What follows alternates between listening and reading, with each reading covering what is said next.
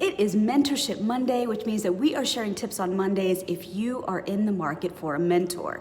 Now, last week we talked about the fact that you can always read a book by somebody who you look up to. So it could be Phil Knight, who's the founder of Nike, who wrote Shoe Dog, or you could be reading Oprah's memoir. You could be reading a million memoirs of people and how they achieved success. That's one way to find a mentor. They don't necessarily have to be in person.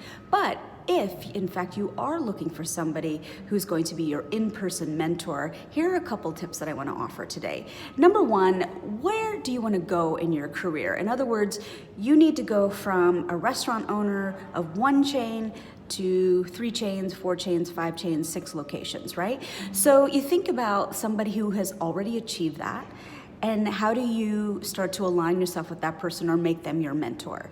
Now, there's also capabilities that you might need to cultivate in order for you to scale. What are some personal traits or some attributes that you need to cultivate in order to be able to become that person? Maybe it's just developing some Teflon skin.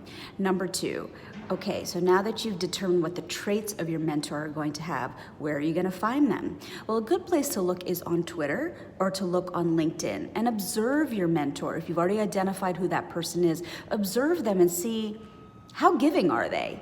Are they already sharing a lot on LinkedIn or Twitter, which gives you some kind of handles on whether or not they're going to be somebody who's going to be giving to you? And then when you feel like you've observed enough, now is the time to reach out. So number 3 is to reach out. And if they're already on social media, they've already established ways that you can connect with them. But make sure you're really specific in your ask. It's not enough to just say, hey, I want you to be my mentor. Let's meet for coffee. It's being really specific about the place that they're going to have in your life, professional or personal. And the second thing is to say, how long is this time engagement going to be? Are you planning to meet with them by phone? Are you planning to meet with them in person? Are you planning to meet with them every 2 weeks? Is it going to be once a quarter? Being really specific about that ask, and what you're doing there is being respectful of that other person's time. Because you know what? We're all busy, right? Me personally right now, I'm reading David Allen's Getting Things Done. He's a productivity expert. I really need to learn how to work smarter, not harder.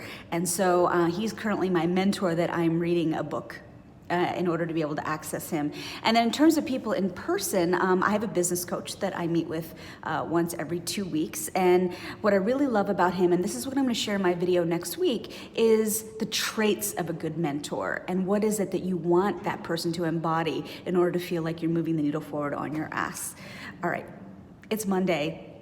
I wanna share with you some of the bling that I'm wearing. This is from Lady Drinks member, who's in Denver. Her name of her line is Miyamura. It's Anu Kocher. And I am wearing this beautiful Omega watch. It's a Lady Matic because Omega is the sponsor of our February 12th event. You know, for Valentine's Day every year, while I recognize and acknowledge that it is a celebration of romantic love, I love to be able to celebrate the relationship that's most important, which is the one with yourself. So we are hosting a self-care workshop at Omega Boutique on 5th Avenue on February 12th. All the details are on ladydrinks.com or on eventbrite.com. Have a great day.